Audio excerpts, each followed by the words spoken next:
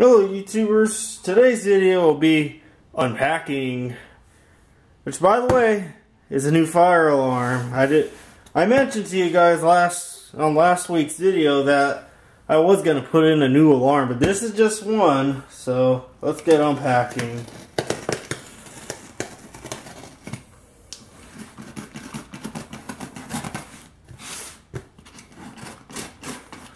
Does anyone want to take a wild guess what alarm is in this box? You might probably already know by the thumbnail of the video, but let's see if your guesses are right. And then there's some newspaper packing material. We could get all that out. This alarm was used, so that was good. It came with a base. As any of you might recognize the backing of this, yes indeed, it's an Edwards Integrity horn. It's a wall mount. So apparently I got the horn model because I don't have a speaker strobe set up, but I've seen these used in a few older Targets around my area, and definitely my home grocery store, which is Fry's, is very populated with these. Except this is all kind of yellowed around from over the years, but it came with the base, which is nice. Here it is, new Edwards Integrity horn. I know a lot of people love this horn. I have to say I like the tone too out of this. Especially I've seen the video where there's an Edwards Integrity horns used at a mall going off, like I guess a fire alarm test. This is the exact model right here. And yes, this is going in the other room, so stay tuned for more as the video goes. Okay, YouTubers, so now I got my Edwards Integrity horn wired up to, of course, you guys already probably know, my 24 volt power supply to test this horn. Now, I did test this earlier, and it works. But except this time I put it on low tone. Now, I have to say, this is pretty loud. So, you get my power cord. This is your standard power cord. 120 to 24, so here you go. 3, 2, 1.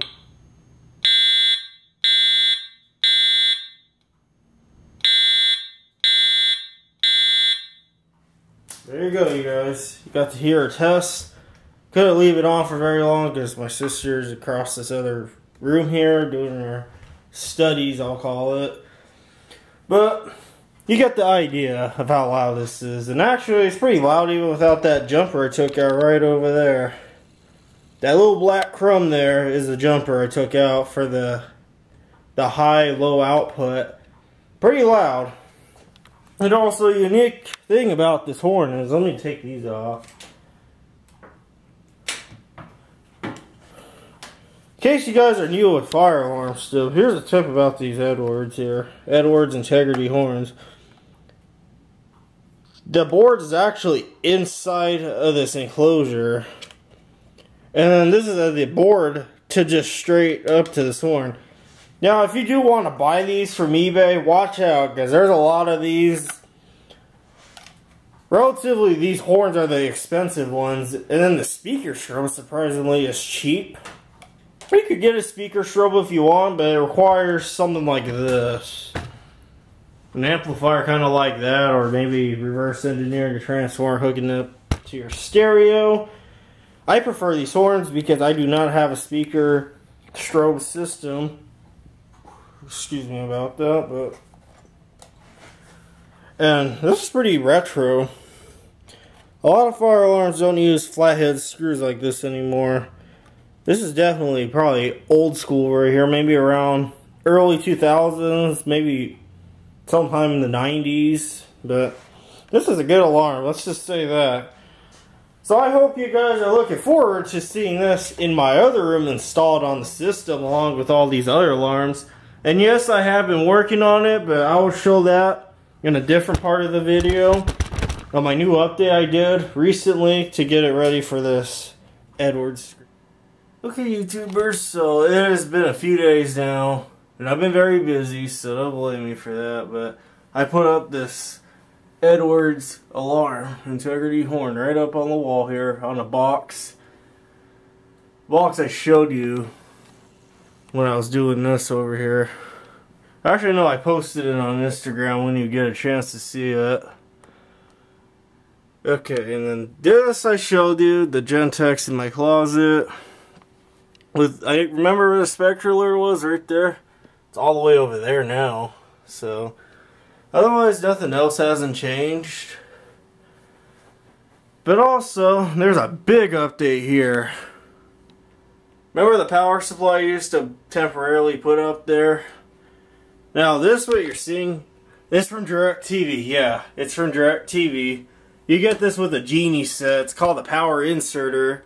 Puts out 21 volts AC, DC at 2 amps, which provides enough power for all of these screamers all at once, including the ones in the workshop, which I will not be showing today.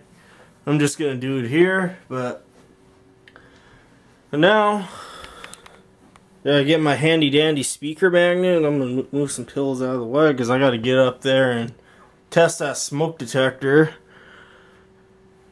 And like I said, pretty soon I might probably be putting a pull station somewhere over here because it gets a little old testing this. I feel like I need a manual switch, such as a pull station, to test these. So, enough with the talking. And 3, 2, 1.